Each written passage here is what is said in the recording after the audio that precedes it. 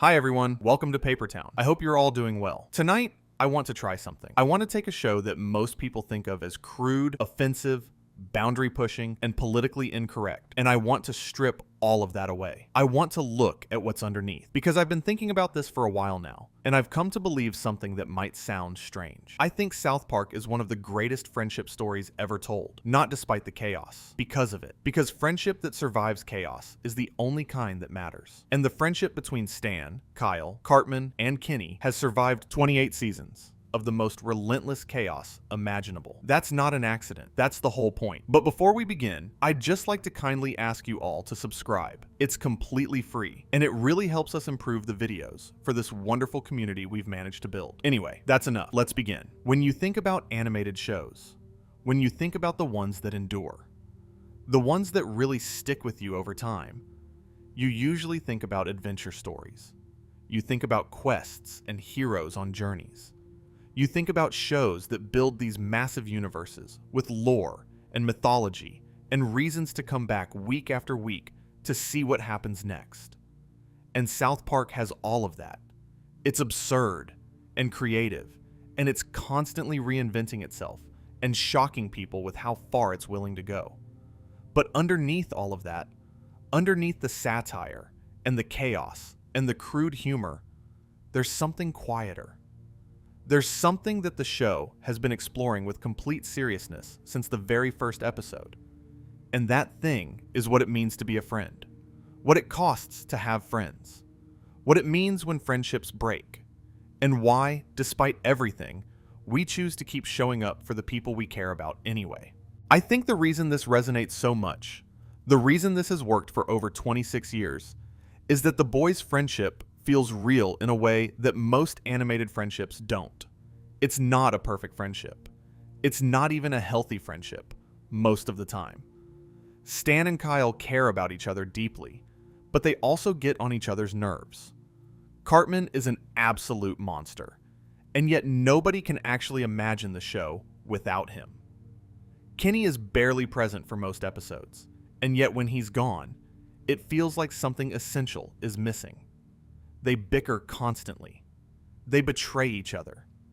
They start stupid feuds over tiny things. They hurt each other's feelings and rarely apologize in any genuine way. And yet somehow, through every season, through every crisis and catastrophe, they keep coming back together. They keep finding reasons to be near each other, to share experiences, to care about what happens to the other person. That's the story. That's what the show has always been about. Think about the first time we really understand that Stan and Kyle are the heart of this show. Not the protagonists, necessarily, but the emotional center. It comes in Season 5, Episode 3. The episode is called Super Best Friends. And in that episode, the boys are trying to help their friend, Kevin Stoley, who's being held captive by a cult. And in order to do that, they have to gather all these superheroes, all these super best friends. It's a silly episode. It's absurd and weird, and there's John Smith and Jesus Christ and all these ridiculous figures. But what matters, what the show is saying underneath all that, is that the idea of being somebody's super best friend is the greatest thing you can be. That's the highest calling. That's the most heroic thing in the world. And Stan and Kyle, they don't have superpowers. They can't fly or shoot laser beams or do anything extraordinary. But they have the power to be there for each other. They have the power to show up. And that's what makes them super. I think what draws people to South Park, without always realizing it, is that the show treats friendship with this strange combination of complete mockery and absolute reverence. It makes fun of the idea of best friendship constantly. The boys say it to each other all the time, almost reflexively, like they're just following a script. Like it doesn't mean anything anymore because they've said it so many times. And yet, whenever it actually counts, whenever something real is on the line, they act like it means everything. They move mountains for each other. They risk themselves. They make sacrifices they don't even fully understand. Stan and Kyle have this specific history that grounds their entire relationship. According to the show, they've been friends since kindergarten. There's an episode called Preschool, Season 4, Episode 3, that goes back to show us where this friendship started. They were literally just kids, just learning what it meant to have a friend, and somehow that early connection stuck. That foundational friendship from childhood, that's not something you can just replace or walk away from when you get older. It's woven into your identity. You become the kind of person who is someone else's best friend. And Stan became the kind of person who is Kyle's best friend. That's not just something he does. That's something he is. And one of the most devastating explorations of how far Stan would go for Kyle comes in the episode Cherokee Hair Tampons. In that episode, Kyle is dying. He's genuinely dying. And Stan, without hesitation, without even thinking about it, decides that he's going to donate one of his own kidneys to Kyle to save his life. He doesn't know if it's going to work. He doesn't know if his parents will even let him do it. He just knows that his best friend is going to die if he doesn't do something, and that's enough. That's all the motivation he needs. And when you really think about that, that's insane.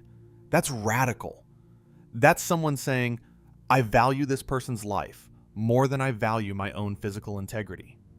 That's friendship at its most fundamental level.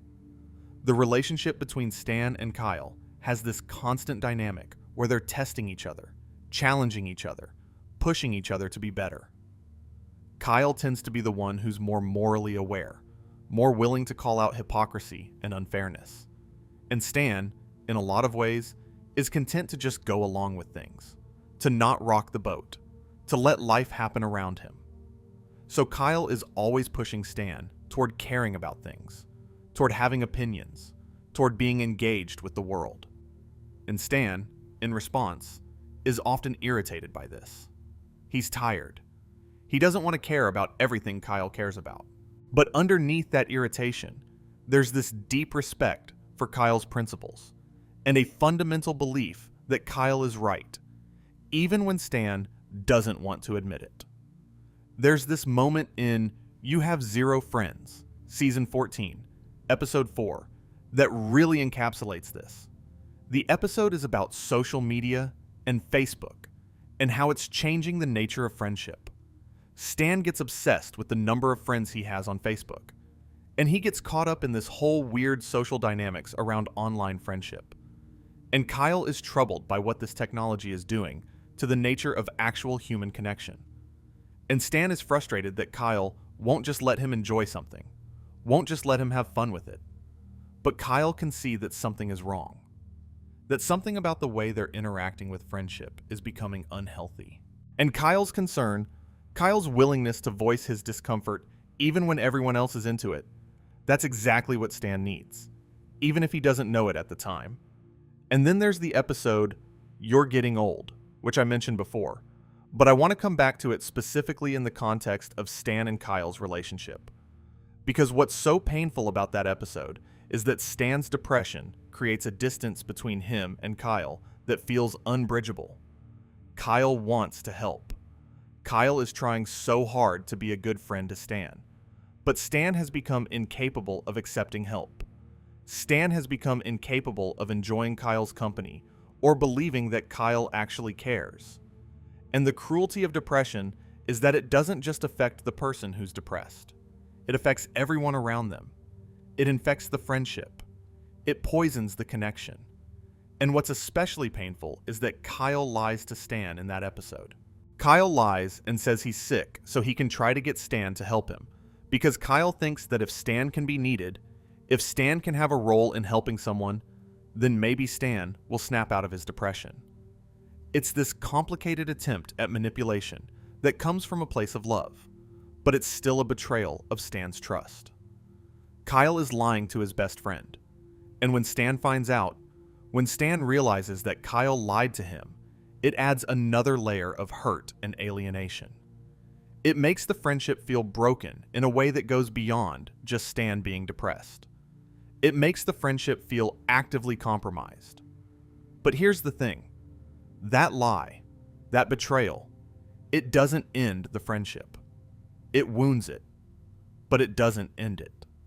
Because by the time Stan is recovering from his depression and Asperger's, Kyle's lie has already been processed, already been accepted, already been moved past. The friendship is resilient enough to survive even active betrayal from someone who's trying to help. The foundation is deep enough that even when they hurt each other intentionally, it doesn't crack completely. And I think about how this works in the context of South Park's humor, because the show's whole thing is that it punishes sincerity. Every time something genuine starts to happen, every time the show looks like it's about to teach a lesson or make a real emotional point, it undercuts itself with a joke. It brings in something obscene or absurd or gross that destroys the moment. That's the classic South Park move. But what's interesting is that it never completely destroys the emotional reality underneath. The joke lands, yeah, you laugh, but the feeling remains. You still feel the thing that the show was pointing toward, even as it's making fun of you for feeling it. Kyle's illness in Season 3, the episode called Cherokee Hair Tampons, that's a perfect example of this. The whole setup is stupid and crude and designed to be uncomfortable. But in the middle of it, Stan breaks down crying because Kyle might die. And that crying is real. The show plays it completely straight. Yes, it's wrapped in a ridiculous plot. Yes, the dialogue around it is absurd. But Stan's tears, Stan's genuine devastation at the thought of losing his best friend, that's played completely sincerely. And that's where the power of South Park lies. It's not afraid to be silly. It's not afraid to undercut itself. But it's also completely committed to the emotional truth of the friendship at the center of everything. Let me think about Kenny for a second, because Kenny is such a strange character. He's the character who dies every episode for like the first 5 seasons. He's disposable. He's used for jokes. He's the poor kid who nobody really takes seriously. He doesn't have a real voice for most of the show's run. He's just kind of there, mumbling through his parka. And yet, when you look at what the show actually says about Kenny, when you look at the moments where the show steps back and really thinks about Kenny, it's always about his role as a friend. It's always about how much his friends care about him, even when they're not actively thinking about it. Kenny represents something really important about the nature of friendship. He's the friend who gives more than he receives. He's the friend who's loyal without asking for loyalty in return.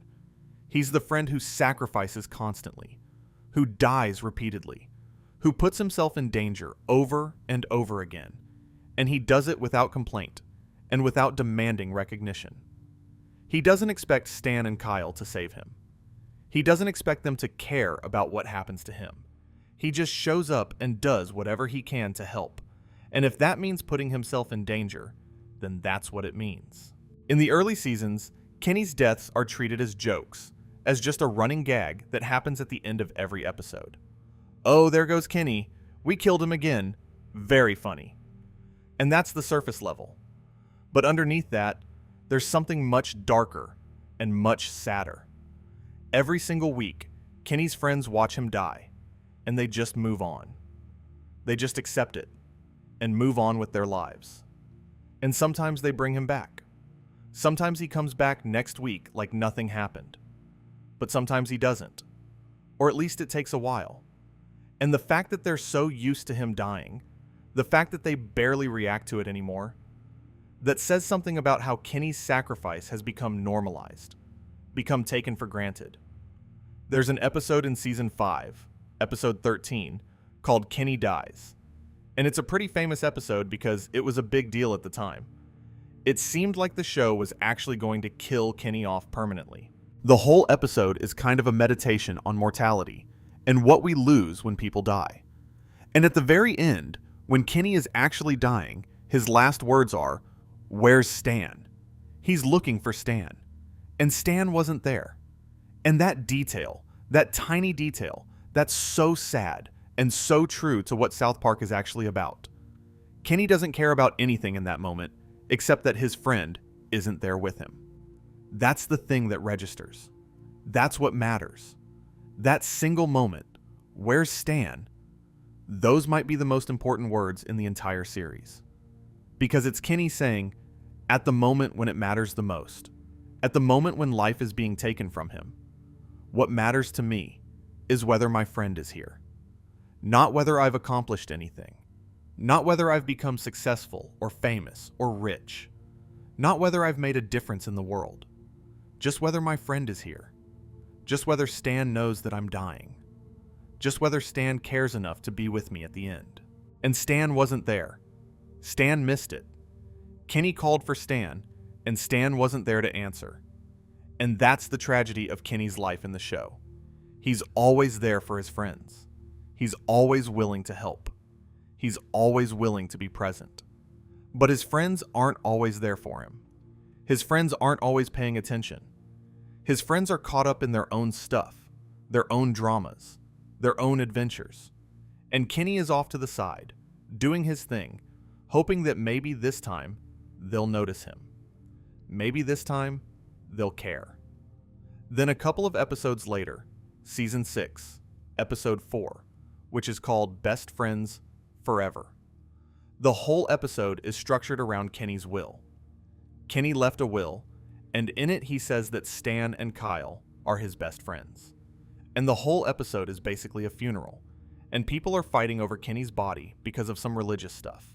And it's silly, and it's weird, and it's uncomfortable. But underneath all that, the show is making this statement about how friendship persists, even past death. The idea that Kenny loved Stan and Kyle enough to name them in his will, to make sure that people knew that they were his best friends, that survives him. That matters. That's what he cares about when he's dying and when he's dead.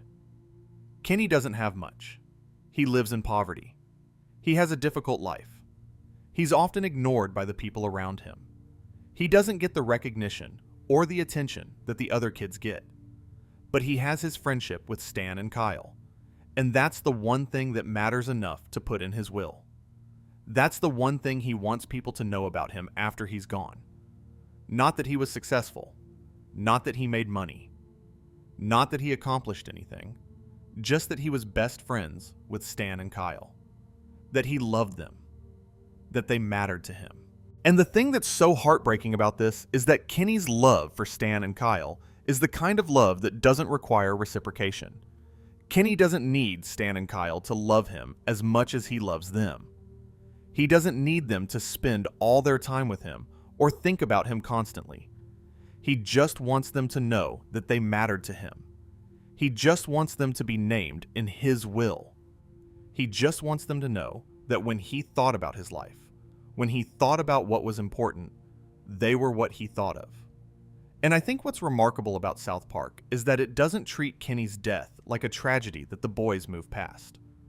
Every time Kenny dies, at least in the early seasons, it does something to the group. It tests them. It forces them to confront the fact that they're actually vulnerable, that the people they care about are actually fragile and can be taken from them. That's a real feeling.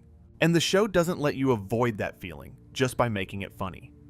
And then later, in the post-COVID specials, there's this moment where Kenny's final mission, the thing he decides to spend his power on, the thing he dedicates himself to in the end times, is saving his friend's friendship. Not saving the world, not preventing the apocalypse, not accomplishing some grand objective, just saving the friendship between Stan, Kyle, and Cartman. Because that's what matters to Kenny. That's what he's willing to fight for. That's what he's willing to use all his power to accomplish. And I think that reframes everything we've seen in the previous seasons. All of Kenny's deaths, all of his sacrifices, all of his invisible friendship. It was all building toward this. It was all in service of maintaining the bond between his friends.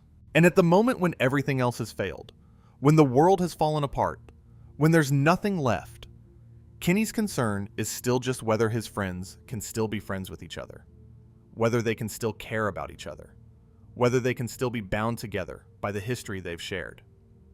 Now Stan and Kyle, they're the spine of the show. They're the ones we keep coming back to. And I think what's fascinating about their relationship is that it's almost never straightforward. They're best friends, yeah, but they're also constantly on the verge of not being best friends.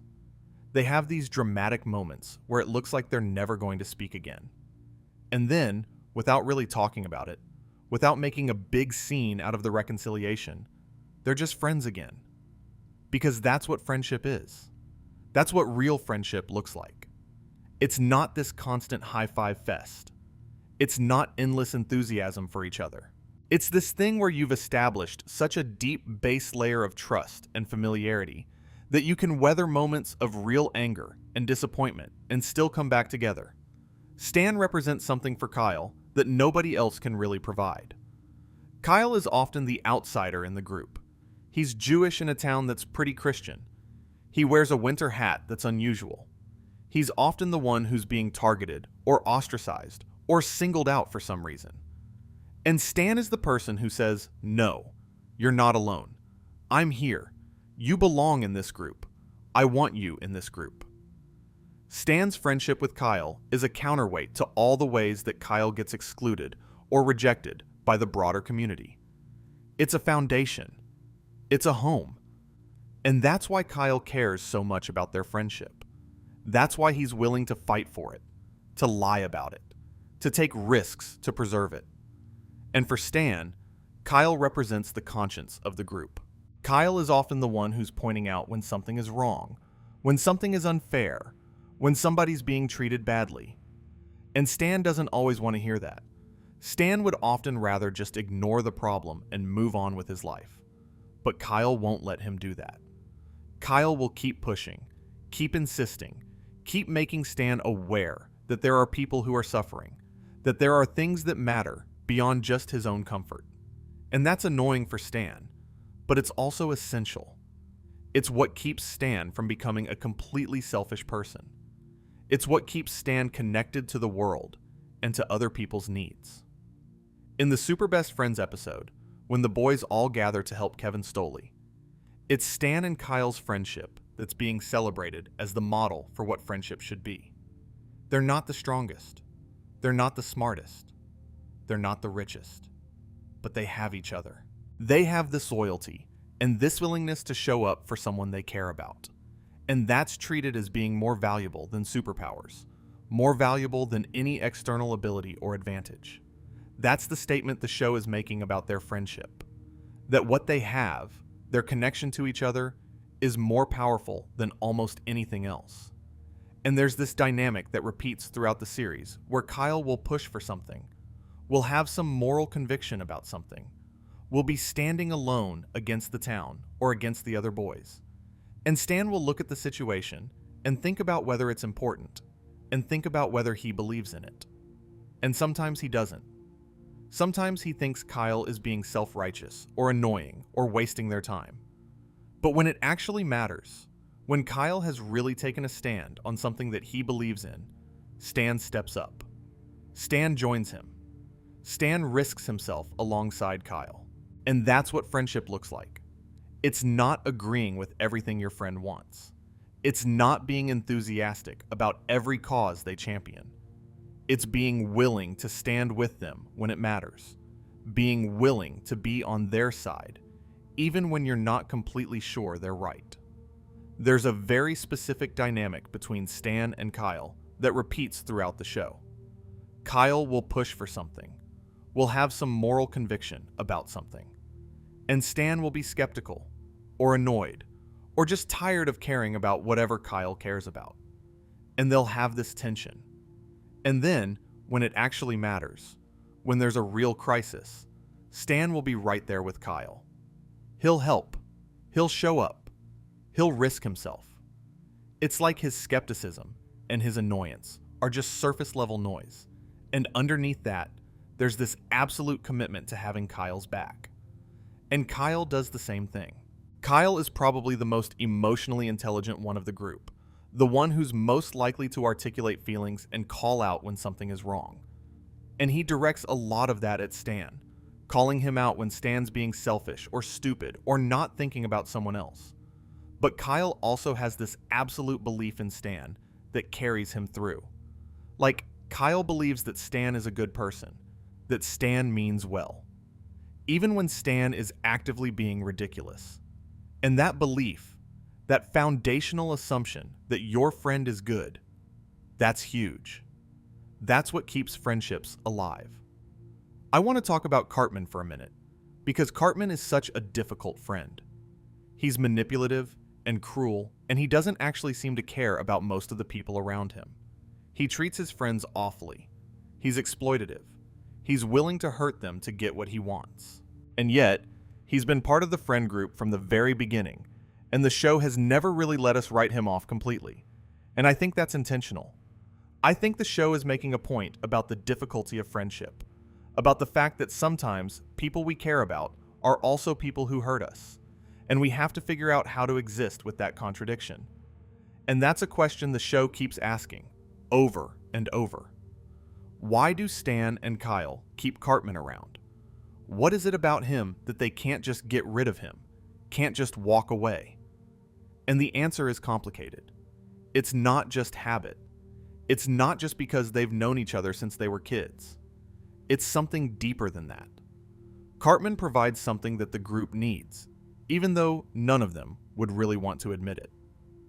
He's the chaos element. He's the one who creates the drama. He's the one who makes things happen.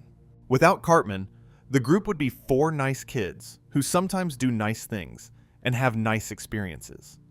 With Cartman, the group is constantly thrown into bizarre situations that test their friendship, that force them to confront their own values, that keep them engaged with the world in a way that they wouldn't be otherwise. That's the psychology of why they stay in a toxic friendship with him. It's not just masochism. It's not just that they don't know how to leave. It's that Cartman activates something in the group. He brings out the best in them, in a weird way. He makes them braver than they would be otherwise. He makes them more loyal than they would be otherwise. He makes them question their own morality and their own motivations in ways they wouldn't if he wasn't pushing them to do so. Friendship with Cartman is exhausting, but it's also vital. It's what keeps the group alive. There's an episode called Cartman Land, Season 5, Episode 6. Cartman buys an amusement park, and the whole thing is an exploration of what Cartman wants and what he's actually after. And of course, he's motivated by spite and vanity, which are pretty much always Cartman's primary motivations. But what's interesting about that episode is how much the other boys care about whether Cartman succeeds or fails. Kyle especially cares. He's invested in Cartman's fate. He's invested in whether Cartman is happy or sad. And that's so strange when you think about it, because Kyle has every reason to hate Cartman. Cartman's been cruel to Kyle from episode 1. Cartman's often motivated by anti-Semitic hatred when it comes to Kyle. He's a terrible friend to Kyle. And yet Kyle can't help but care what happens to Cartman. And here's the thing about toxic friendships. Sometimes people ask why their friends don't just leave them. Why don't you just stop hanging around that person? And the answer is complicated. Because the relationship is complicated. Kyle cares about Cartman because they've shared so much history. Because Cartman knows him in ways that other people don't. Because there's this connection that exists beneath all the cruelty and the manipulation. And also because Kyle, in his heart, believes that there's something good in Cartman, even if Cartman himself doesn't believe it. Kyle sees Cartman's cruelty as a defense mechanism, as something that Cartman does to protect himself. And so Kyle keeps showing up, keeps trying, keeps hoping that maybe this time Cartman will let his guard down and be a real friend. That's not always healthy. That's not always the right choice. Sometimes people leave toxic friendships because the toxicity isn't worth it, and that's the right call to make. But the show is exploring what happens when you choose to stay, when you choose to keep trying, when you decide that the friendship is worth the pain. And in Cartman's case, the show is saying that sometimes that choice does pay off, or at least that sometimes there are genuine moments of connection and authenticity that make the toxicity bearable. Then there's the Imagination Land trilogy, Season 11, Episodes 10 through 12. That's this whole arc where Cartman and Kyle are trapped together, and they have to work as a team to survive. And they do work together. They actually cooperate and care about each other's survival. But they also hate each other so much that as soon as the danger is over, they just go right back to fighting. And that trilogy is basically an exploration of the fact that sometimes your friendships with people are complicated by the fact that you also don't like them very much. Sometimes you love someone and you despise them at the same time. And both feelings are real. Both feelings are legitimate. There's this moment at the very end of the Imagination Land trilogy when they're escaping, when they've been through this whole insane adventure together and they're actually dependent on each other for survival. And in that moment, there's this flash of genuine affection between them. There's this acknowledgement of what they've been through together, and it's brief, and it's undermined almost immediately by them going right back to their normal dynamic. But it happened. The moment of real connection happened, and it proves that underneath all the hatred and the cruelty, there is something there. There is a genuine bond between Cartman and Kyle that can't be completely destroyed by their antagonism toward each other.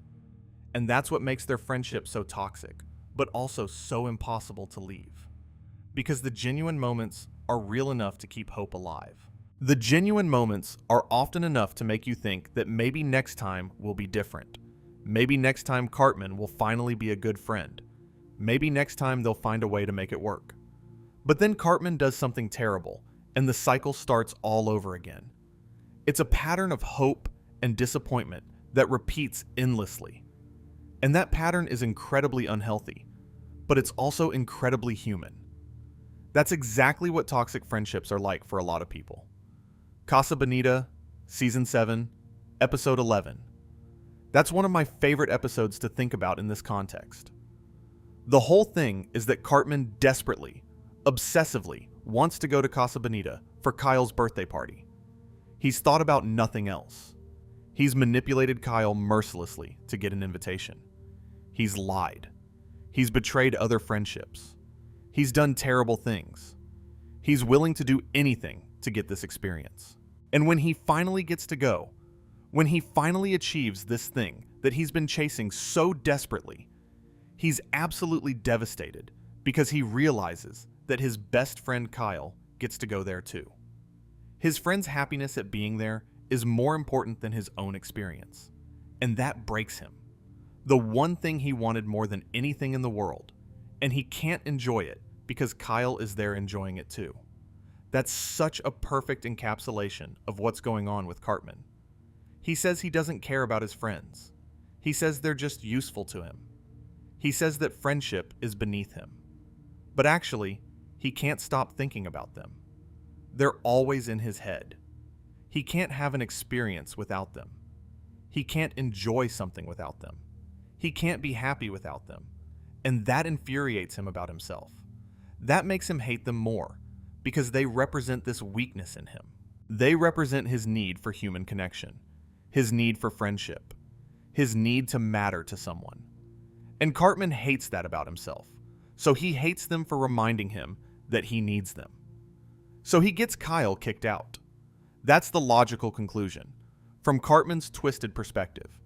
If he can't enjoy Casa Bonita with Kyle there, then Kyle just has to not be there.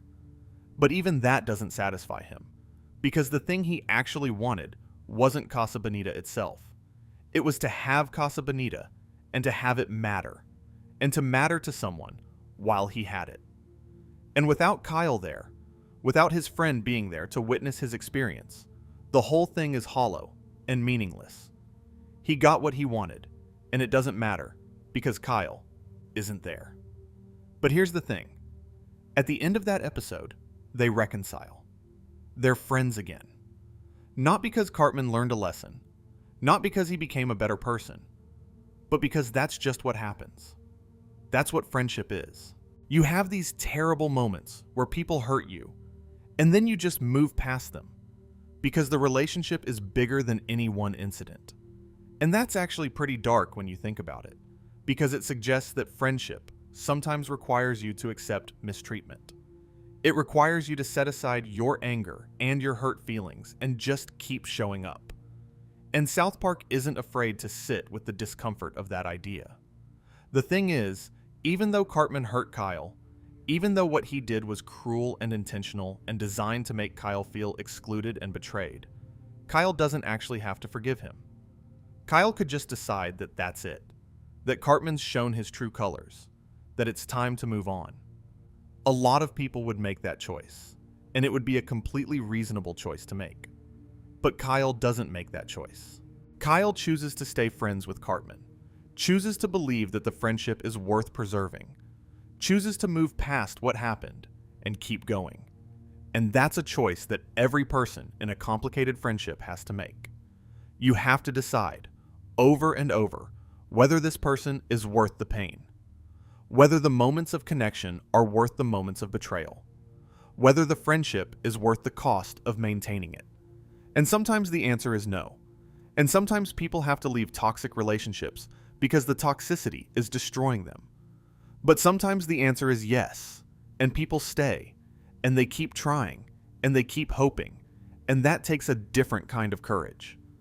That takes the courage to be vulnerable repeatedly, to be hurt and forgive, and try again, over and over, despite the likelihood that you'll be hurt again. Butters is another fascinating character in the context of this discussion about friendship, because Butters is the character who gets used the most, the character who gets hurt the most, the character who serves the group the most without getting anything in return. In Season 6, when Kenny dies and the boys are desperate for a new friend, Butters is the one who fills that void. And he's so eager to be part of the group. He's so grateful to be included. He's so willing to accept abuse and mistreatment just to have people to hang around with. And watching Cartman exploit Butters' desperation for friendship is one of the saddest dynamics in the whole show. The question that Butters raises is, what's the difference between loyalty and codependency? What's the line between being a good friend and being someone who's willing to be mistreated because you're desperate for connection? Butters' parents are abusive and controlling. He doesn't have much autonomy or freedom at home. And so when the boys show him attention, when they invite him to hang out, it feels like freedom. It feels like he finally has people who care about him. And he's willing to overlook the fact that they're treating him terribly, because the alternative is being alone. And being alone is worse. And that's a trap that a lot of people fall into. They have friends who treat them poorly, but they stay because the alternative is being friendless. And they believe that a bad friendship is better than no friendship at all. And sometimes that's true. Sometimes having someone, even someone who's not treating you well, is better than being completely isolated. But sometimes you have to ask yourself whether you're actually gaining anything from that friendship, whether the person actually cares about you, whether the relationship is worth the cost. There's an episode called Going Native in Season 6 where Butters is so rejected by everyone that he runs away to an island where he's treated like a god. And the whole thing is sad and absurd at the same time. Butters is this kid who just wants to be accepted, who just wants to have friends, and the other boys treat him so poorly that he has to flee to the jungle to find any kind of validation. But then, at the very end of the episode, he comes back. He chooses to come back to the group that mistreats him because having friends, even friends who are mean to him, is better than being alone. And there's this one moment in that episode where Butters is describing what it's like on the island, and he says that Kenny is the only kid with dignity. Kenny is the only kid who has a sense of his own worth that's independent from what other people think of him. And that's interesting because Kenny is, in many ways, in a similar situation to Butters. He's poor. He's overlooked. He's mistreated by a lot of people. But Kenny has this core sense of himself that doesn't depend on external validation. He's willing to sacrifice, willing to be hurt, but he's doing it because he believes in something, not because he's desperate for acceptance. And Butters, seeing that in Kenny, is recognizing something that he doesn't have for himself. Butters still needs the acceptance of the group. He's still dependent on being liked and included. And that dependence makes him vulnerable in a way that Kenny's independence doesn't. And I think about Butters' episode Raisins, Season 7. That's one of my favorite episodes of South Park, full stop. Because in that episode, Butters gets his heart broken by a girl at Raisins, this restaurant, and he's devastated. And he's alone at night, sitting by himself, just falling apart. And then Cartman comes and finds him. Cartman, of all people, comes and finds Butters. And Cartman gives this speech about sadness, about how being sad means you're alive, about how the worst thing in the world is to feel nothing. And it's a genuine moment. It's sincere and kind. And then Cartman punches Butters and ruins it. But the moment was still real. The moment still happened. And that's South Park, you know? The kindness and the cruelty exist side by side, and you can't separate them out cleanly. What's remarkable about that moment is that Cartman, who's normally so focused on his own desires, so self-centered that he can barely acknowledge the existence of other people's feelings, actually notices that Butters is suffering. He comes out into the night, and he finds Butters, and he sits with him, and he acknowledges what Butters is going through. He tells Butters that sadness is proof of being alive, that numbness is worse than pain. And that's genuine. That's actual empathy. That's Cartman showing that he has the capacity to care about someone else, to recognize their pain, to offer comfort. And then he punches Butters and ruins it. Because Cartman can't sustain genuine kindness. He can't sit with his own vulnerability. He has to undercut it with cruelty. He has to reassert that he doesn't actually care. And that's tragic, because the kindness was real. The moment of connection was real. But Cartman is so broken, so defended against his own need for connection, that he can't let the moment stand. He has to destroy it. But Butters doesn't hate Cartman for that. Butters understands, on some level, that Cartman was being kind.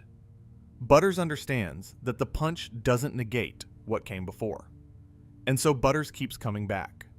Butters keeps trusting Cartman. Butters keeps believing that maybe next time, Cartman will be able to sustain the kindness. And that's a particular kind of burden. The burden of believing in someone who doesn't believe in themselves. What's interesting about Butters is that even though he gets treated terribly, he develops this genuine closeness with Cartman that's different from how the other boys relate to Cartman. And I think that's because Butters, despite everything, actually cares about Cartman. He actually believes that Cartman has goodness in him somewhere. He's hopeful in a way that the other boys aren't. And Cartman's response to that is complicated. He exploits it, yeah, but he also seems to need it. There's an episode called Cartman Sucks, Season 11, where Cartman tries to set Butters up to look gay so that he can expose him and humiliate him. And the whole episode is about Cartman's toxic relationship with Butters and how he can't just let Butters be happy. But at the same time, you get the sense that Cartman needs Butters in his life in a way he doesn't need the other boys. And then there's Awesome O, Season 8, Episode 5. That's the episode where Cartman dresses up in a robot suit and pretends to be a different person so he can spend time with Butters. And Butters, who's so starved for genuine friendship, who's so desperate to have someone who's nice to him, falls for it. He thinks he finally has a real friend. And when he finds out it's Cartman the whole time, he's devastated. He trusted Cartman. He let his guard down. And Cartman just used him again. And that's such a brutal exploration of how friendship can be weaponized. How the vulnerability that friendship requires can be exploited by someone who doesn't have your best interests at heart. But even after that, Butters still shows up. He still tries. He still believes that maybe this time will be different. I keep thinking about what it means that the show has sustained this friend group for over 26 seasons. I mean, a lot of shows have friend groups. A lot of shows have characters who care about each other. But I don't think many shows have spent this much time actually exploring what happens to friendship over time. What happens when you get older? What happens when you grow apart? What happens when your values change and your friends' values don't? And that's something that the show confronts directly in the later seasons. The boys aren't kids anymore, or at least they're becoming less like kids. They're developing their own identities, their own values, their own political beliefs, and they're not always aligned. In season 19, the show introduces the idea of PC culture, and the town gets split into different factions around different political viewpoints. And the boys find themselves on different sides. They find themselves opposing each other. They find themselves not understanding why their friends can't see things the way they see them. And that's a real threat to the friendship. That's a real thing that can break friendships in real life. You have friends who you've known forever, who you care about deeply, and then your values diverge. You start supporting different things. You start believing different things. You start seeing the world in fundamentally different ways. And you have to decide whether the friendship is worth trying to maintain across that divide, or whether you're just too different now, whether you've become incompatible. For a while, it looks like that's what's going to happen with Stan and Kyle. It looks like their friendship might finally break under the weight of their political differences. But it doesn't. They stay friends. They manage to care about each other even though they disagree vehemently about important things. And the show is saying something important about that. The show is saying that friendship can survive disagreement, that you can care about someone and still think they're wrong, that you can disagree about fundamental things and still remain connected. Season 15, Episode 7, is called You're Getting Old, and that episode, I think, is maybe the most important episode of South Park in terms of understanding what the show is really about. Because in that episode, Stan turns 10, and something happens to him. He starts seeing everything as crap. Everything that everyone else thinks is great, Stan sees as garbage. Movies, music, food, everything. And the whole thing is treated as a medical condition, but it's obviously depression. It's Stan being depressed. And as a result of being depressed, of seeing everything as meaningless, he becomes unable to engage with his friends. He can't enjoy their company. He can't find meaning in their friendship. He pushes them away. He alienates them. What's so brutal about this episode is that it explores how depression doesn't just affect the person who's depressed. It affects everyone around them. It affects the people who care about them. Kyle tries so hard to reach Stan. Kyle does everything he can think of to make Stan feel better, to make Stan see that life is worth living, that their friendship matters. But Stan can't hear it. Stan is too deep in his depression to receive Kyle's love. And that's devastating for Kyle, because Kyle is doing everything right, and it's still not enough. And then the episode shows what happens to the friendship group when Stan withdraws. Kyle and Cartman start drifting. Kenny and Cartman start drifting. The group starts to dissolve, because the friendship group was held together by Stan and Kyle's core bond. And when that bond breaks, or when it becomes stressed, the whole structure falls apart. The friendship group is fragile. It depends on all of them showing up, all of them doing their part, all of them choosing to be there. And when one person is unable to do that, when one person is falling apart, the whole thing is threatened. And Kyle and Cartman and Kenny, they try to maintain the friendship, but Stan is actively rejecting them. He doesn't want their help. He doesn't want their company. And so, one by one, they give up. They find new friends. They move on with their lives. Stan ends up alone, sitting in the ruins of his house, while it literally falls apart around him. And it's devastating. It's one of the saddest episodes of South Park, full stop. What's particularly sad is that Kyle keeps trying the longest. Kyle keeps showing up for Stan, even when Stan is pushing him away. But even Kyle eventually has to accept that he can't fix this. He can't save Stan from his depression. He can't reach him. And so Kyle has to make a choice. Does he keep banging his head against the wall, trying to help someone who doesn't want help? Or does he let go? Does he accept that he can't fix this and move on? And Kyle chooses to let go. Not because he doesn't care about Stan, but because trying to maintain a friendship with someone who doesn't want the friendship anymore is destructive. It's destructive to Kyle. It's destructive to both of them. And sometimes, the only healthy thing you can do is step back and let someone sit with their pain. Let someone experience what they need to experience. You can't save someone who doesn't want to be saved. But then, the very next episode, Season 15, Episode 8, called Asperger's, Stan's depression is somehow cured, or at least made manageable. And the first thing he wants to do is reconnect with his friends. And his friends, they've moved on, but they're willing to come back.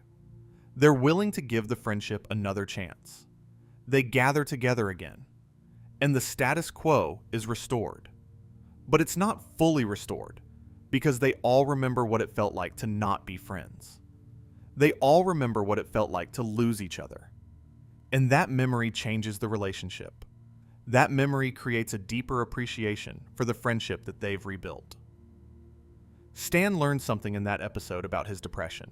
He learns that his depression was making him assume that everyone was experiencing the same meaninglessness that he was experiencing. He was projecting his depression onto everything and everyone around him. And once he understands that his perception of reality was distorted by his mental illness, he can start to recover. He can start to see the value in things again. He can start to see the value in his friendship. And the first people he goes to are Kyle and Cartman and Kenny. Because despite everything, despite the fact that he pushed them away, despite the fact that they moved on, they're still his friends. They're still the people he cares about the most. And they accept him back. They don't make him feel guilty for what happened. They don't punish him for his depression. They just gather together again, and it's like they're still friends. Because underneath everything, they were always still friends. The friendship never really broke. It was just strained to its absolute limit. And I think this 2-episode arc is the key to understanding what South Park is actually doing. The show is saying that friendship is fragile. It's saying that it's possible to lose people you care about, even when they're still physically present. It's saying that depression and alienation and despair can drive wedges between even the strongest friendships. But it's also saying that friendship has this resilience, this ability to recover, as long as both people are willing to try. As long as both people choose, at the end, to come back together. And that's such an important thing to say about friendship, because a lot of people assume that if something goes wrong with a friendship, if there's a crisis or a break, then the friendship is over. Then you're just done. You move on. You find new friends. You never look back. But what this episode is showing us is that friendships can survive almost anything. Friendships can survive betrayal. They can survive depression. They can survive alienation. They can survive the boys being on opposing sides of a political divide. They can survive years of growing apart. Because friendship is a choice that you make over and over again. And as long as both people keep choosing, the friendship survives. I'm thinking about the later seasons now, the ones where the show started to engage more directly with politics and cultural issues. And I'm realizing that even in those seasons, even when the show was divided up into different factions, even when Stan and Kyle weren't always on the same side of a political divide, the underlying friendship never broke. They could disagree vehemently about political stuff, but they still cared about each other. They still had this foundation of trust and affection that persisted across their differences. And I think that's an important lesson too, because friendships are tested not just by personal conflict, but by ideological conflict. Not everyone in your life is going to see the world the same way you do. Not everyone is going to agree with you about what matters or what's right or how things should be. And if you only maintain friendships with people who believe exactly what you believe, you're going to have a very small world. You're going to miss out on the complexity and richness of knowing people who see things differently. South Park shows us that friendship can survive disagreement, that you can care about someone and think they're wrong about something important, that you can fight with someone about fundamental issues and still love them, that you can stand on opposite sides of a divide and still recognize each other as worthy of loyalty and affection. And that's a valuable skill, especially now, when the world is so polarized, when people seem to think that disagreeing about politics means you can't be friends anymore. But the show is saying, no, that's not how it has to be. You can be friends with someone who votes differently than you. You can be friends with someone who has different values. You can be friends with someone who thinks you're making a mistake about something important, and you can still maintain respect and care for each other, still show up for each other, still be there when it matters. That's not to say that there are no boundaries. That's not to say that you should maintain friendships with people who are actively harmful to you. But there's a big middle ground between perfect agreement and complete rejection. And that middle ground is where most real friendships live. It's where you figure out how to be close to someone despite your differences, how to disagree without severing the bond, how to stay committed to someone even when you don't think they're right about everything. In seasons 19 and 20, the show split the town into multiple groups, and the boys were often on opposing sides. And there were moments where it looked like the friendship might actually fracture this time, that politics might be the thing that finally breaks them. But it didn't. Even through all of that divisiveness, even through genuine anger and disagreement, they stayed friends. Because by that point, they'd been through so much together that nothing, not even politics, could completely sever what they'd built. And I think about Tweek and Craig's relationship, which became a central relationship in the show starting in season 19. And what's beautiful about Tweek and Craig is that they're forced together by the other kids shipping them, by the other kids insisting that they're a couple. And at first they resist it. They're annoyed by it. They don't want to have that identity imposed on them. But over time, they actually develop a genuine close friendship, maybe even closer than a friendship. And the show handles this really tenderly, really carefully. It treats their relationship with respect and affection. It doesn't mock them for caring about each other. It just shows that sometimes relationships develop in unexpected ways. And sometimes the people we're supposed to care about become the people we actually do care about. I want to talk about the post-COVID specials for a moment, because I think those specials revealed something really important about what the show has always been building toward. In those specials, which aired in November and December of 2021, the boys are adults now. And Kenny's plan, what Kenny wanted to accomplish, was to salvage their friendship. Even after all these years, even after becoming adults in a completely different world, what mattered to Kenny was whether the boys could still be friends with each other, whether they could still be close. And that's the thing, you know? The show started with these 4 boys who were friends because they lived on the same street and they happened to go to the same school. But by the time they're adults, the fact that they're friends isn't because of proximity or circumstance anymore. It's because they've chosen, repeatedly, to remain close.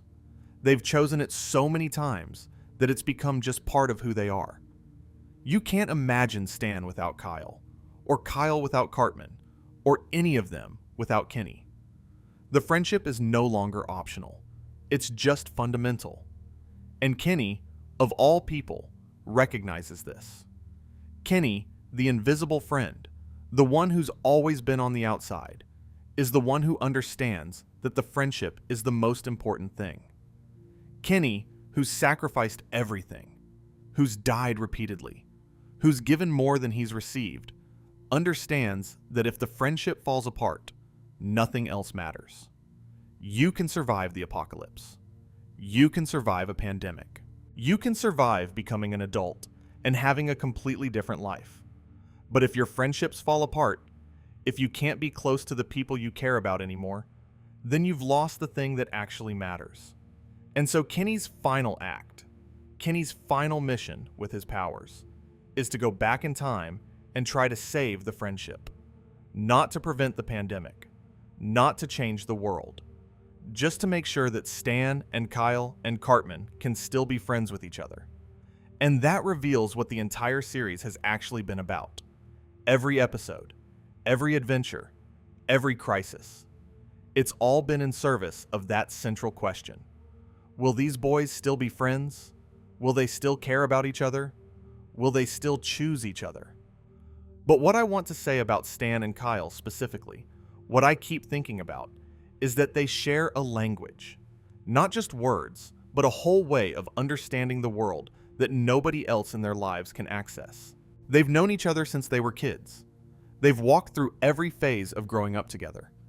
And because of that, they have this shorthand, this unspoken communication where one person can look at the other and they just know. They know what the other person is thinking. They know what they're feeling. They know exactly what matters and what doesn't in any given situation because they've been there for all of it. That's something really valuable about childhood best friends. And I think the show gets that. There's a depth to a friendship that starts young, that grows up alongside you, that has all this accumulated history and shared experience. Your childhood best friend has seen you in every phase of development. They've seen you be awkward. They've seen you be embarrassed.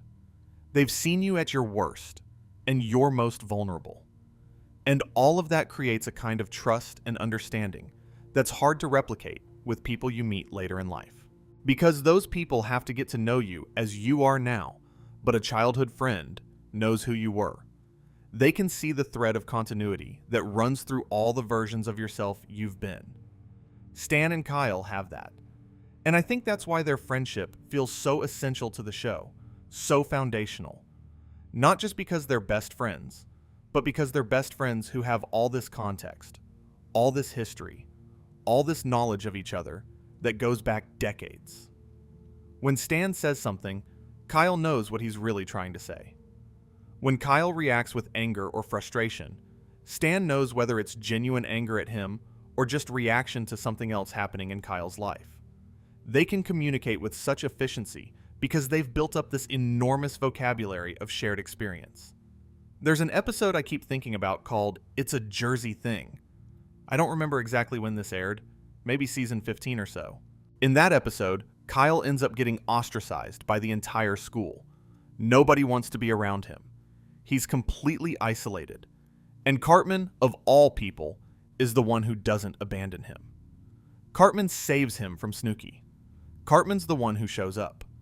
And I think that's so important because it shows that even when society at large is rejecting someone, even when you have every social incentive to distance yourself from someone, your friendship can transcend that. Your loyalty to someone can be stronger than your desire to fit in or be accepted. But what stands out to me most in that episode is how Stan and Kyle move through that crisis together. They don't need to talk about it. They don't need to make grand declarations of loyalty. They just understand that they're in this together. That when one of them is suffering, the other one is suffering too. And there's nothing for it but to stick together and find a way through. That moment where Kyle's entire social world has collapsed and yet he still has Stan, still has this person who sees him and knows him and chooses him anyway. That's what makes it bearable. That's what makes it possible for Kyle to survive that kind of social devastation. And I want to talk about Tweek and Craig, because their friendship is something different. And it's been building in the show in this really interesting way. In season 19, there was an episode called Tweek x Craig, where the boys, as a joke, create this fictional romantic relationship between Tweek and Craig. It was meant to be a satire, a commentary on shipping culture and fan fiction, and how people project relationships onto characters that don't actually exist. And it was funny. It was the kind of joke South Park does really well. But then something unexpected happened. Somewhere between season 19 and the post-COVID movies, Tweek and Craig's friendship became real, actually became romantic, actually became genuine, and the show started treating it seriously. Now, this could have been a joke. This could have been the show winking at the audience, saying, "Look what happened because of that random episode. Isn't that funny?" But the post-COVID movies showed us something different. They showed us Tweek and Craig actually together, actually in love, actually a couple. And the show was respecting that. The show was taking it seriously. The show was saying that this friendship, this connection that started as satire, that evolved into something genuine, that's valid. That matters. That's just as real and important as Stan and Kyle's friendship. And I think that's really interesting because Tweek and Craig's friendship is different from the core four. It's not marked by the kind of constant conflict and tension that defines Stan and Kyle's relationship. It's quieter.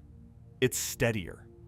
Craig has this steady presence, and Tweek has all this chaotic anxiety, and they balance each other. Tweek's energy is wild and scattered, and Craig's energy is calm and controlled. And when they're together, they make each other better. Tweek feels less anxious when Craig's around. Craig feels less stiff and boring when Tweek brings his energy. And there's something about that partnership that the show is celebrating. What strikes me most is that the show took a joke, a satirical jab at fan culture, and then found genuine human truth in it. The show created a character dynamic that was meant to be absurd and ridiculous. And then the show discovered that, actually, this works. These two characters genuinely do make sense together. Their friendship, their love, their partnership, it's real. And the show had the maturity to say, okay, this started as satire, but we believe in this now. We're going to treat it as true. We're going to show you what it looks like for these two characters to grow up and be in love and stay together. That's a really sophisticated thing for the show to do. Because it would have been easier to keep it as a joke. It would have been easier to just say, remember that funny ship that fan fiction writers made? Hilarious. But instead, the show said, you know what? Love is real. Connection is real. And sometimes the most beautiful relationships are the ones that sneak up on you, that start as jokes and then become genuine. Sometimes you find the person you're going to be with because of something absurd, something random, something you weren't looking for. And that doesn't make the relationship less real. It doesn't make it less valid. It actually makes it kind of beautiful. And Tweek and Craig are still friends, even though they're also in love. They're still partners in the way that friends are.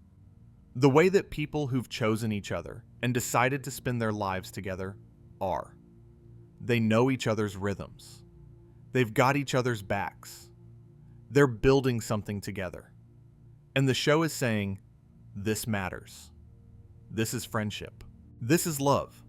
This is what it looks like when two people decide they're going to be in each other's lives, no matter what. There's something hopeful about that, I think. There's something hopeful about the fact that South Park, a show that's famous for being cruel and dismissive and mean, a show that tears things down and makes fun of earnestness and sincerity, can still look at Tweek and Craig and say, this is real. This is good. This is something to celebrate. The show can still recognize genuine connection when it sees it, still honor it, still treat it with respect. And that feels important. That feels like the show learning something over the years. Let me think about Kenny again, because I keep coming back to Kenny, and I think it's because Kenny represents something really essential about what friendship means. Kenny is the sacrificial figure. He's the character who literally dies for his friends, season after season. And yes, it's played for laughs, and yes, it's absurd and gross and ridiculous. But underneath that, there's something real about the idea of Kenny putting himself in danger, of Kenny being willing to be hurt, so that his friends don't have to be hurt. There's an episode toward the end of the series, I think it's season 15, the finale, called The Poor Kid. And in that episode, Kenny takes on a new role. He becomes Mysterion, this vigilante character, and he's specifically protecting his sister Karen. He's putting himself between her and danger. And the whole episode is about how he sacrifices his own well-being for the people he cares about. And Mysterion, this secret identity, he's keeping it from everyone. He's suffering alone, but he's doing it because he loves his sister. And he also loves his friends enough to keep them out of his dark secret life. And I want to think about the group dynamic as a whole, because South Park isn't just about individual friendships. It's about the four-way dynamic that these guys create together. Stan, Kyle, Cartman, and Kenny make each other who they are. None of them are complete without the others. And you can see that most clearly in the episodes where the group is broken up or destabilized. Season 6 has an arc where Kenny dies, and he actually stays dead for that season, and the group kind of falls apart. They don't have the same stability. They don't have the same cohesion. Because Kenny is essential to the dynamic. Kenny is the glue that holds things together in ways that aren't obvious, but that matter profoundly. What strikes me is that the four of them balance each other in really specific ways. Stan is the conscience, the one who tries to do the right thing, who tries to make sure the group is on the right path. Kyle is the intellectual, the one who's thinking critically about the world, who's questioning things. Cartman is chaos and selfishness and ambition all rolled into one, and he keeps the group from ever being too comfortable or too self-satisfied. And Kenny is the heart, the one who's willing to sacrifice, the one who loves unconditionally. Together, they create this ecosystem. Remove one of them, and the whole thing starts to come apart. The show keeps bringing the group back to the bus stop. If you pay attention, if you look at the show over the decades, the bus stop is this recurring image. It's this place where the four of them stand together. It's a threshold, a place between home and school, between childhood and adulthood, between safety and the chaotic world. And they're always at the bus stop together. And that image, that visual symbol, it represents something fundamental about their relationship. They're waiting together. They're going through the world together. They're facing whatever comes next together. And the remarkable thing is that despite all the reasons they should fall apart, despite all the chaos that the show throws at them, they always end up back at that bus stop. They always end up back together. They hurt each other and they forgive each other and they come back. And that cycle, that pattern, it's what the show keeps coming back to. It's what gives the show its structure, its emotional core, its reason for existing. I think about how unique that is in television. Most shows, even ones about friendship, don't stick with the core group the way South Park does. They add characters. They change the dynamic. They introduce new relationships. But South Park is constantly returning to these four people, standing together, facing the world together. And over 26 seasons, that consistency is remarkable. That commitment to the group dynamic, that refusal to break it up or replace it, that suggests something about how the show understands friendship. The show is saying, these are your people. Not because they're perfect, not because they always treat each other well, but because they've chosen each other, because they've stayed with each other, because they've built something together that outlasts every difficult moment, every betrayal, every reason to give up. And that's the show's vision of what friendship is.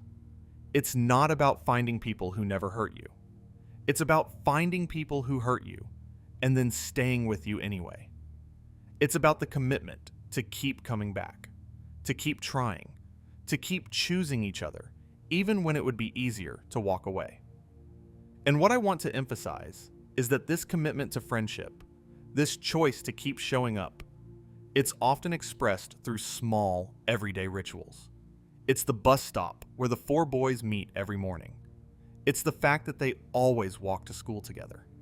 It's the way they have conversations in Kyle's mom's kitchen. It's the way they end up together in whatever situation they find themselves in. These aren't grand gestures. They're not big dramatic moments of loyalty and sacrifice. They're the small, repeated moments that create the fabric of friendship. In your own life, those rituals might look different. Maybe it's the friend you call every Sunday. Maybe it's the friend you always grab coffee with on Saturday mornings. Maybe it's the friend you text memes to, the way you've developed a language between the two of you that only you understand. Maybe it's the friend you sit in silence with, not needing to talk, just needing to be in the same room together. Maybe it's the friend whose birthday you always remember, the friend you always invite to your parties, the friend you call first when something good or bad happens. These rituals are what hold friendships together over time. Not the big moments, not the grand gestures, but the small repeated choices to show up, to be present, to participate in each other's lives in whatever way you've established together. That's what creates the deep bonds. That's what makes friendship feel real and substantive. And the show understands this. The show isn't constantly putting the boys through dramatic friendship moments.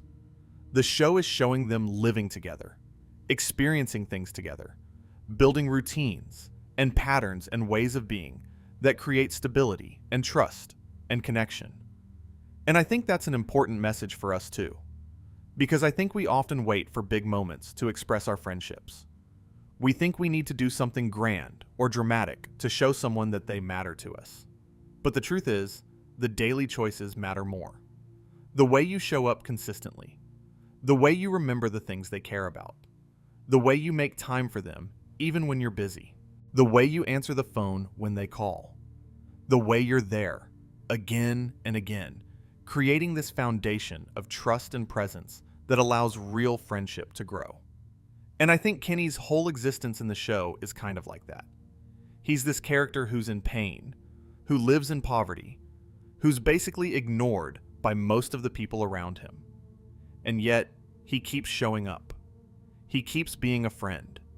He keeps caring about the other boys, even when they don't really notice him or think about him. He's the invisible friend. He's the friend who's there without demanding anything in return. I think about what that means, to be the kind of friend who shows up without being asked, without demanding recognition, without keeping score. I think about the people in your life who are like that. The friend who's always available when you need someone. The friend who doesn't complain or pout if you haven't called them in a while.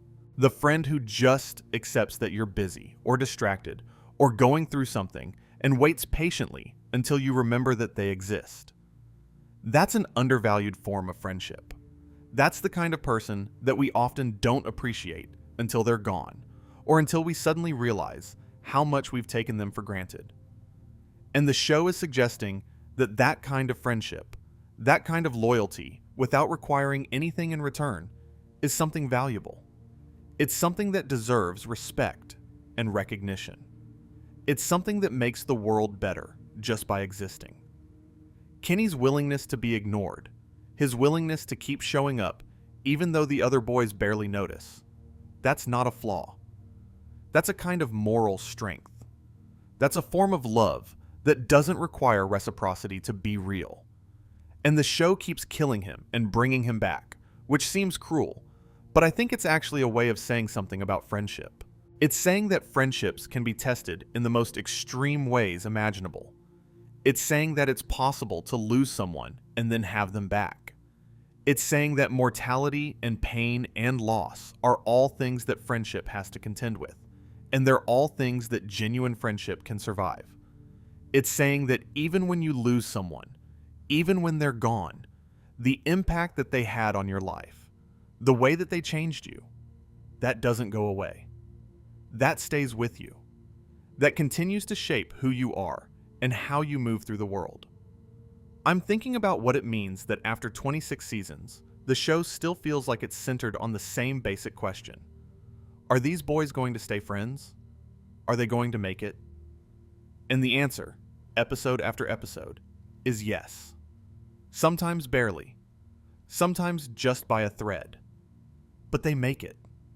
They stay connected. And I wonder if that's why the show has endured so long. Why it's still here after all these years. It's not just because it's funny, although it is. It's not just because it's willing to push boundaries, although it is. I think it's because the show understands something fundamental about human connection that a lot of other shows don't. It understands that friendship is chaotic. It's messy. It's sometimes toxic. It's sometimes painful. It's not always healthy. It's definitely not always happy. But it's also real, and that reality is what makes it matter. Stan and Kyle have been best friends for over 2 decades, and they don't have some perfect relationship where they always understand each other and never have conflicts. They have a relationship where they constantly misunderstand each other, where they have to navigate genuine differences in how they see the world. And yet, at the end of almost every single episode, they're still there for each other. They've just learned how to make peace with the discomfort. Cartman is a difficult person, and he's been a difficult friend. He's exploitative and cruel, and he doesn't have any respect for boundaries. But the show is asking us to consider what it means to stay friends with someone difficult. What it means to not give up on someone, even when that person gives you every reason to give up on them. And sometimes that's a beautiful thing, like when Cartman actually shows kindness to Butters. And sometimes it's a terrible thing, like when he's exploiting someone's trust. But the complexity of it, the fact that both things can be true at the same time, that's what makes the friendship feel real. Kenny is the most generous friend in the group, the one who's most willing to sacrifice, and the show treats him almost as a reminder of what friendship could be at its best. He's not demanding anything in return. He's not keeping score. He's just there. He's just willing to be hurt if it means his friends don't have to be. And that kind of friendship, that kind of pure, uncomplicated loyalty, it's rare. And the show seems to be suggesting that it matters that Kenny exists in this group, that his willingness to sacrifice changes the dynamic of the whole group, even if the other boys don't always realize it or appreciate it. And Butters, who gets hurt so much, who gets rejected so much, who still keeps trying, who still believes that maybe this time his friends will be kind to him. That's a kind of friendship too. That's the kind of friendship that requires tremendous courage, because you have to be willing to be vulnerable over and over again. And you have to be willing to do that, even when you've been hurt before. I think about all the times that the show has tested these friendships, all the different ways it's forced the characters to confront their feelings for each other. And every single time, the conclusion is the same. These guys are stuck with each other. They're bound together. They can't imagine their lives without each other. And sometimes that's presented as a curse, like they're trapped. But more often, especially as the show goes on, it's presented as a blessing. Like having these people in your life, having people who know you and care about you even when you're at your worst, that's something worth holding on to. The show takes friendships seriously in a way that most shows don't. It doesn't treat friendship as just the backdrop for other stories. It treats friendship as the actual story. It treats the maintenance of friendship, the struggle to stay connected to people you care about, as a legitimate dramatic concern, as something that's worth devoting time to, worth thinking about, worth making people think about. And I think about what the show is teaching us, what it's been teaching us all along. It's teaching us that friendship is work. It's teaching us that you have to choose your friends over and over again. It's teaching us that sometimes you'll be angry at your friends. Sometimes you'll want to give up on them. Sometimes they'll hurt you. But that none of that is a reason to stop trying. That none of that changes the fact that these are the people who matter to you. There's something about watching these four boys, in their different ways, all struggling to maintain their friendship, all failing sometimes, and then trying again, all making it through impossibly difficult situations together. There's something about that that just feels true, that feels like real life, that feels like the actual human experience of what it means to care about people, and to have those people care about you in return. I think one of the reasons South Park has lasted so long is that the show understands that you can satirize anything, you can mock anything, you can make fun of anything, but you still need something real at the center. You still need something to believe in. And what South Park believes in, at its core, is the idea that friendship matters. That the bonds we form with other people, that the decision to show up for people and care about them and stay loyal to them, that's the most important thing. That's what makes life meaningful. And the show doesn't sentimentalize that. The show doesn't pretend that friendship is easy or that it's always rewarding. The show shows the cost of friendship. It shows the pain of friendship. It shows the way that caring about people makes you vulnerable, and how that vulnerability can be exploited, and how you still have to take that risk anyway if you want to have real human connection. Stan and Kyle are best friends, but they've also disappointed each other. They've also let each other down. They've also made choices that hurt the other person, and they've had to live with that. they've had to find ways to move past it. They've had to accept that friendship isn't about being perfect to each other. It's about showing up despite your imperfections. Cartman is a monster, but he's also someone's friend. He's someone that the other boys care about, despite themselves. And the show is saying that sometimes we're friends with people who don't deserve our friendship. And sometimes we're willing to give our friendship to people who don't really appreciate it. And sometimes that's just the reality of human connection. Sometimes you care about people who don't care about you in the same way, and you have to figure out how to live with that. Kenny is the sacrificial figure, but he's also the most genuinely good person in the group.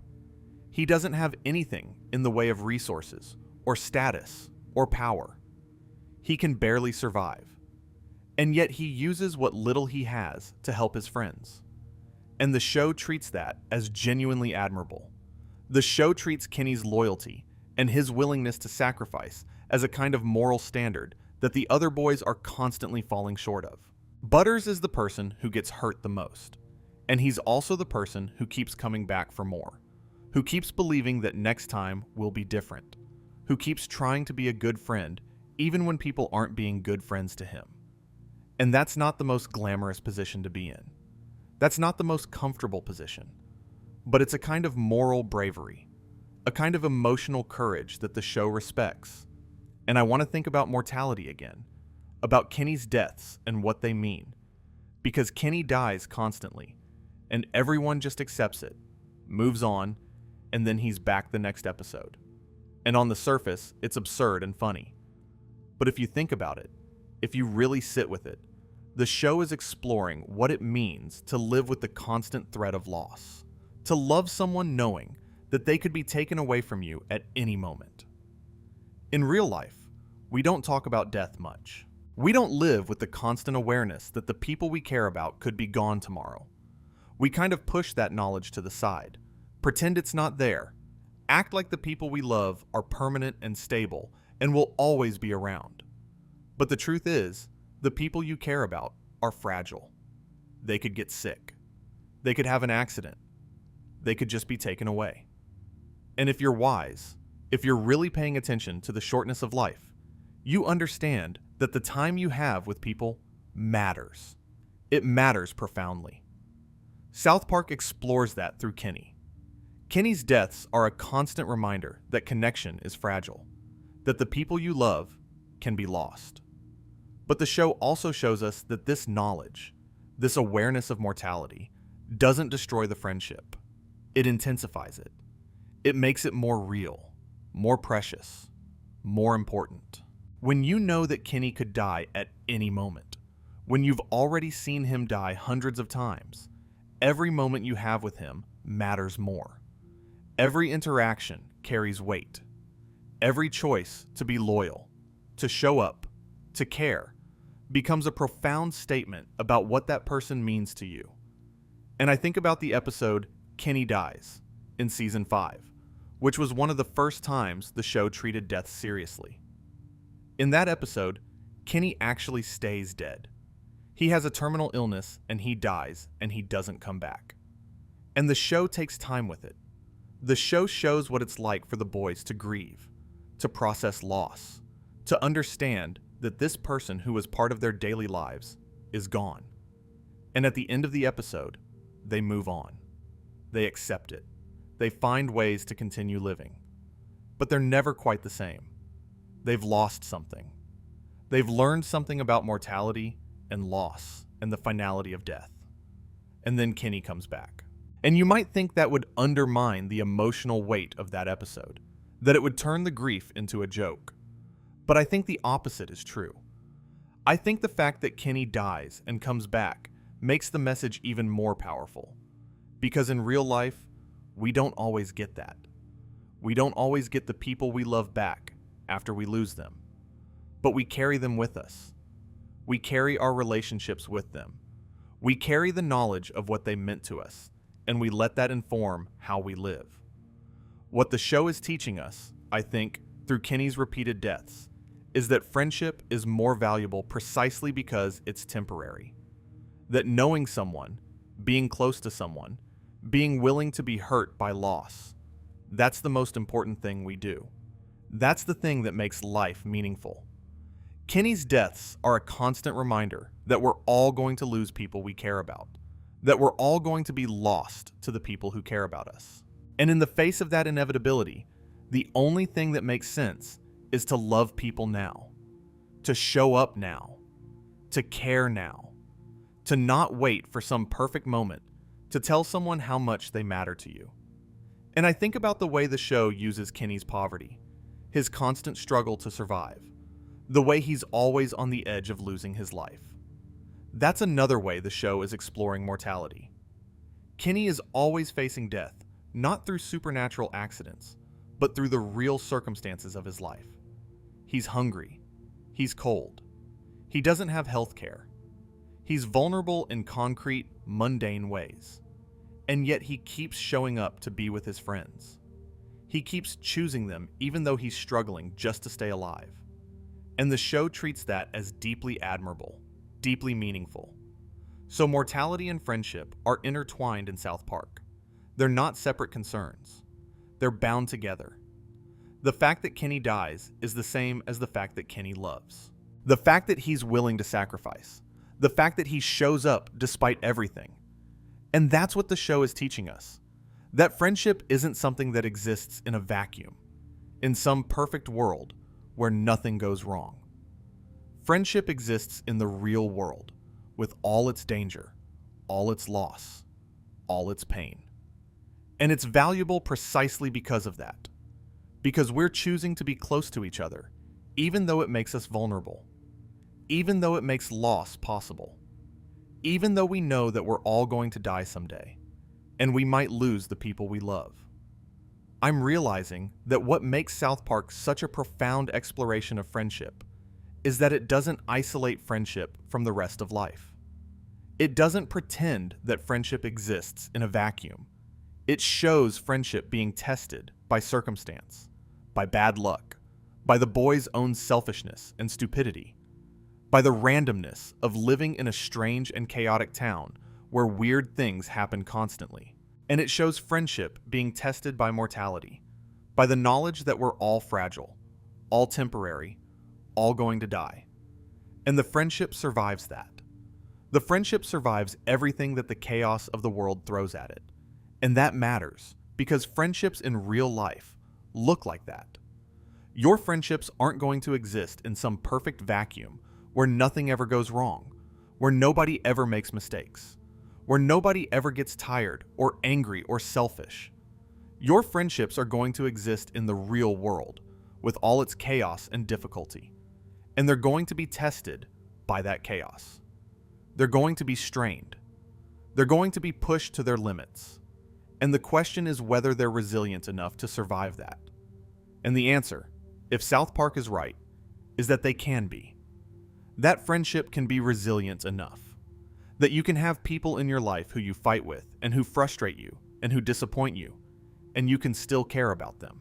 You can still choose them. You can still stay committed to the relationship despite all the difficulty. That's what real friendship looks like.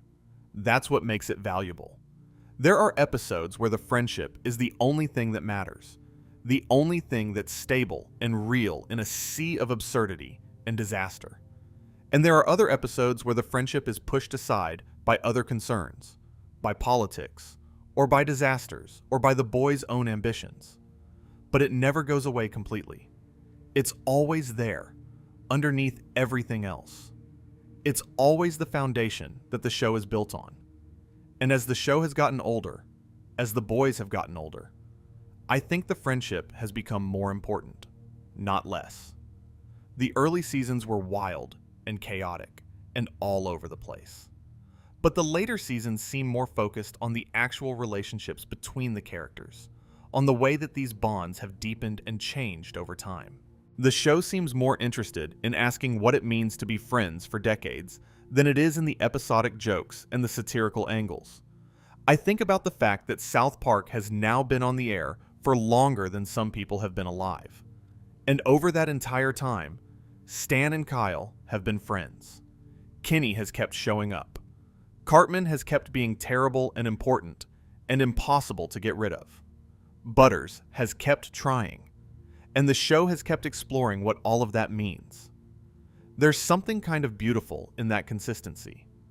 There's something kind of meaningful in the fact that the show has dedicated 26 seasons to exploring what it means for four people to be friends, to care about each other, to keep showing up for each other, to choose each other over and over again, even when it would be easier to walk away. And so as I'm wrapping this up, as we're getting close to the end of this night together, I want to talk about you. I want to talk about the friendships in your own life, because I think South Park is offering us something really important here, something that applies to all of us, regardless of what show we're watching or how we spend our time. And I think about you, listening to this right now. And I think about the friendships in your own life. I think about whether you have a Stan, someone who's willing to stand by you and be present for you, even when they don't fully understand what you're going through. I think about whether you have a Kyle, someone who's willing to push you toward growth and call you out when you're being selfish or wrong, even though it would be easier to just let you do your thing. I think about whether you have a Cartman, someone who makes your life chaotic and difficult, but who you can't imagine not being in your life. I think about whether you have a Kenny, someone who's willing to sacrifice without asking for anything in return. And if you don't have all of those people, if your friendships don't neatly fit into those categories, that's okay too. Because real friendships are messier than that. Real people are more complex than archetypes. But the principle is the same. The people who matter in your life are the people who've chosen to stay, who've chosen to keep trying, who've chosen to be there for you even when it's difficult. And those people are worth holding on to. Those people are worth fighting for, even when you're angry at them, even when you want to give up. Those are the friendships that are going to sustain you through the chaos of your life. I think about what the show might be trying to say in its broader messages about friendship. And I think it's saying that friendship is what gives life meaning. Friendship is what makes the chaos bearable. Friendship is what you're actually fighting for when you're fighting for anything that matters. All the other stuff, the politics and the satire and the jokes about current events, that's all just the surface. Underneath all of it, the show is constantly asking the same question. Are we going to stay friends? Are we going to make it? Are we going to keep choosing each other? And the answer, after 26 seasons, is yes. Barely, sometimes. Not without costs and pain and sacrifice. But yes, they're still here. They're still together. They're still trying. I think if I had to distill what South Park is really about, if I had to strip away all the irreverent humor and the political satire and the crude jokes and get down to the actual core of what the show is doing, I would say it's this. South Park is about the fact that friendship is the most important thing in the world, and that the people we choose to be close to, the people we choose to love and care about, that's what makes life worth living. The show doesn't pretend that friendship is simple or easy. The show doesn't pretend that the people we're friends with are always good to us or always deserve our loyalty. The show doesn't pretend that friendship doesn't require sacrifice and pain and compromise. But the show is saying that all of that is worth it. That having people to be friends with, having people who care about you, having a community of people that you're bound to through affection and loyalty and shared history, that's what matters. Stan and Kyle, they've been through everything. They've seen each other at their worst. They've disappointed each other. They've made choices that hurt each other. And they're still here. They're still friends. And the show treats that as something miraculous, something worth celebrating, something worth devoting hundreds of hours of television to exploring. I want to spend a little more time on Cartman because I think he represents something really complicated about friendship that the show handles beautifully. Cartman is often the villain of South Park. He's manipulative and exploitative, and he hurts people consistently. And the show doesn't shy away from showing us how bad he is. But the show also shows us that Stan, Kyle, Cartman, and Kenny can't be without him. They're bound to him. And I think the show is exploring something really important there, which is that sometimes you're friends with people who don't deserve your friendship. Sometimes you care about people who don't care about you in the same way. Sometimes you're loyal to people who would betray you if it benefited them. And that's not always a healthy thing. That's not something to celebrate. But it's real. It's a real part of human experience. And the show is asking us to sit with that complexity rather than run away from it. The show is saying, yes, Cartman is terrible. And yes, the other boys are stuck with him. And sometimes they want to get away from him. But they don't. They keep coming back. They keep trying. They keep believing that maybe this time will be different. Maybe Cartman will be better. Maybe they can make something work with him. And I think about the people in your own life who might be like Cartman. The person who's been your friend for so long that you've forgotten how to be without them, even though they make you miserable sometimes. The person who's selfish and self-centered and doesn't really care about your well-being the way a real friend should. The person who uses you or takes advantage of you or hurts you. And you know you should probably distance yourself from them. You know it's probably not healthy to keep them in your life. But you can't quite let them go because of all the history, all the time you've spent together, all the ways they're woven into your life and identity. That's a real situation. And it's painful. And it's complicated. And the show is suggesting that sometimes friendship means staying in that complicated place. Sometimes it means continuing to care about someone even when they don't deserve it. Sometimes it means showing up for someone even though you know they'll probably let you down. And that's not always good. That's not always wise. But it's what people do. It's what real friendship sometimes looks like. Cartman is difficult, and he's often cruel, but he's also someone that the other boys fundamentally can't give up on. He's wound himself into their lives in such a way that they can't imagine who they'd be without him. And the show treats that as both a blessing and a curse, but ultimately, it's presented as true. That's what real friendship is. It's people who are stuck with each other, who can't leave, who wouldn't leave even if they could. And sometimes that's beautiful, and sometimes it's terrible, and sometimes it's both at the same time. Kenny is the character who keeps being hurt, keep being forgotten, who keeps dying and coming back to life. And yet he's also the character who's the most loyal, who's the most willing to sacrifice, who's the most genuinely good person in the group. And the show is suggesting that that's what friendship requires sometimes. It requires being the person who's willing to hurt, who's willing to give more than you receive, who's willing to show up even when no one notices. Butters is the character who keeps trying, who keeps believing, who keeps putting himself out there even when he's been hurt before. And that's a kind of moral courage that the show respects. That's the kind of friendship that requires genuine bravery, because you have to be willing to be vulnerable over and over again. And the show, in its own crude and irreverent way, is celebrating all of that. It's celebrating the fact that these four people have managed to stay friends for 26 years. It's celebrating the messiness and the difficulty and the cost of friendship, while also celebrating the beauty of it. I think that's why South Park has endured so long. Not because of the jokes, not because of the satire, not because of the willingness to push boundaries. All of that is important, and all of that has contributed to the show's longevity. But I think the real reason that people keep watching, the real reason that people care about this show, is because the show understands something fundamental about human connection that resonates across generations and across all the cultural changes that have happened in the 26 years since the show started. The show is saying that friendship matters, that the people we're close to matter, that the decision to show up for someone, to care about them, to stay loyal to them, that's not just nice, that's essential. That's what life is actually about.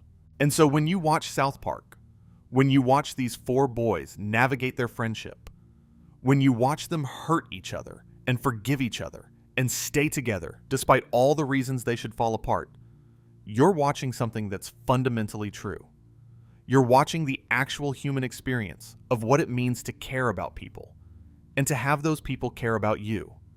And that's why it matters. That's why it's lasted this long. That's why people will probably keep watching it for many more seasons to come. South Park has always been about friendship. It's just been willing to wrap that central truth in chaos and crude humor and controversial satire, because that's the only way to make it feel real enough to hurt. And underneath all of that, what the show is really saying is simple.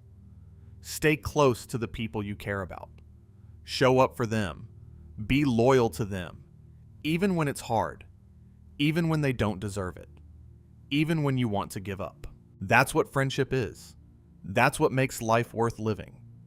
Maybe your friendships aren't as dramatic as the ones in South Park. Maybe you don't have these big conflicts and reconciliations. Maybe your friendships are quieter, steadier, less confrontational. And that's okay. That's more than okay. That's actually how most friendships are. Most of us don't have these intense, passionate, volatile relationships. Most of us have friendships that are built on smaller moments, on consistency, on just showing up day after day and being there for someone. There's the friend who always remembers your birthday. There's the friend who listens when you're having a bad day, who doesn't try to fix it or give you advice, who just sits with you in the difficulty. There's the friend who makes you laugh when you're sad. There's the friend who challenges you, who tells you when you're wrong, who doesn't let you settle for less than you're capable of. There's the friend who accepts you exactly as you are, with all your weird quirks and your bad habits and your insecurities. There's the friend who's been around so long that you've built this entire vocabulary of shared history and inside jokes that nobody else understands. And some of those friendships might be messy. Some of them might be imperfect. Maybe you have a friend who drives you absolutely crazy sometimes. Maybe you have a friend who doesn't always show up the way you need them to.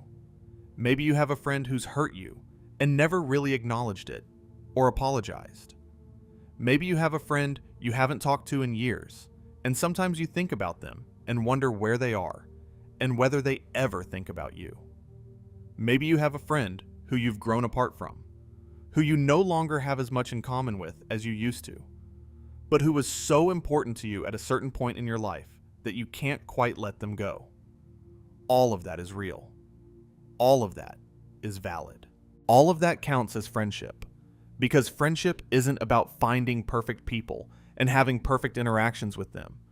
Friendship is about finding people who are also broken and scared and imperfect, and deciding that you're going to stay connected to them anyway. It's about accepting people exactly as they are, with all their flaws and their problems and their capacity to hurt you. It's about choosing vulnerability. It's about choosing to be known. And that takes courage. That takes a tremendous amount of courage. Because when you're friends with someone, you're saying, I'm willing to be hurt by you. I'm willing to be betrayed by you. I'm willing to have my feelings ignored and my trust broken. And I'm willing to do all of that because I believe in you. Because I believe in us. Because I believe that the connection we have is worth the risk of being hurt. That's what friendship requires. That's what every genuine friendship is built on. And I think about what happens when you make that choice, when you choose to be vulnerable with someone, when you choose to let them matter to you. What happens is you create something resilient. You create something that can survive conflict and disappointment and change.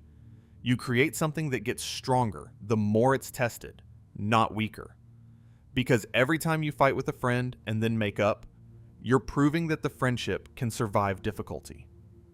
Every time a friend lets you down and you forgive them, you're proving that the friendship is deeper than any single moment of failure. The friend who always shows up. The friend who drives you crazy. The friend who's been there forever. The friend you haven't talked to in years, but who you'd drop everything for if they needed you. The friend who hurts you sometimes, but who you can't imagine not having in your life. The friend who sees you and knows you and loves you anyway. Those are the people who matter. Those are the friendships that sustain you. Those are the connections that make life bearable.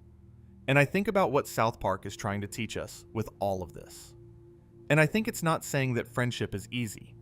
I think it's not saying that friendship is always happy, or always comfortable, or always rewarding.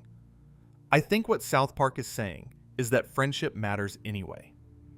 Friendship matters despite the difficulty. Friendship matters because of the difficulty. Because it's easy to be connected to people when everything's going well, when everyone's happy and healthy and stable. But friendship that survives conflict and pain and loss, that friendship is real. That friendship is what actually matters. And I think about those four characters, Stan and Kyle, and Cartman and Kenny, walking through South Park together for over 2 decades now, going through everything together, staying friends through everything. And that's the real story. That's what I'll remember about this show. Not the jokes, not the satire, not the cultural commentary, just the fact that these 4 people cared about each other enough to keep trying, over and over again, for more than 2 decades. And that's the greatest story the show has ever told. The truth that South Park has been exploring all along is that friendship is the thing that sustains us. Not success, not achievement, not status, or money, or recognition. Just the simple fact of being connected to other people. Just the simple fact of mattering to someone and having someone matter to you. That's what makes life bearable. That's what makes life worth living. And South Park has shown us, in the crudest and most truthful way possible, what that looks like. Friendship isn't about finding perfect people and having perfect interactions with them. Friendship is about finding people who are also broken and scared and imperfect, and deciding that you're going to stay connected to them anyway. It's about accepting people exactly as they are, with all their flaws and their problems, and their capacity to hurt you. It's about choosing vulnerability. It's about choosing to be known. It's about standing with someone, even when they push you away. And that takes courage. That takes a tremendous amount of courage. Because when you're friends with someone, you're saying, I'm willing to be hurt by you. I'm willing to be betrayed by you. I'm willing to have my feelings ignored and my trust broken. And I'm willing to do all of that because I believe in you. Because I believe in us. Because I believe that the connection we have is worth the risk of being hurt. That's what Stan does with Kyle. That's what Kyle does with Cartman. That's what Butters does with everyone. That's what Kenny does with his entire life. And that's what you can do with the people you care about. You can choose them. You can stay committed to them. You can keep showing up, even when it's hard, even when they disappoint you, even when you want to walk away. And what I want to say, what I think is really important, is that friendship isn't a feeling. Friendship is a practice. It's not something you feel and then it exists. It's something you do. It's the choice you make every day to show up for someone. It's the text message you send, even though they haven't texted you back in a while. It's the call you make, even though you haven't talked to them in months, and you're nervous about whether they'll want to talk to you. It's the way you remember the things they care about and ask them about it. It's the way you forgive them when they mess up. It's the way you keep trying, even when you feel like giving up. South Park teaches us that. It teaches us that Stan and Kyle don't feel like being friends every single day. There are lots of episodes where they're angry at each other, where they don't want to be around each other, but they choose it anyway. They keep showing up anyway. They keep practicing friendship, even when the feeling isn't there. And that's what real friendship is. That's what sustains relationships over decades. Not the feeling, but the commitment. Not the emotion, but the action. Not the romantic idea of friendship, but the actual work of friendship. And the thing that South Park understands, the thing that the show has been showing us all along, is that that choice, that commitment, that willingness to stay, that's what creates meaning. That's what creates connection. That's what makes life feel like something worth living for. And it's not just true for fictional characters. It's true for you. It's true for me. It's true for everyone who's ever tried to maintain a friendship through difficulty and disappointment and distance and time.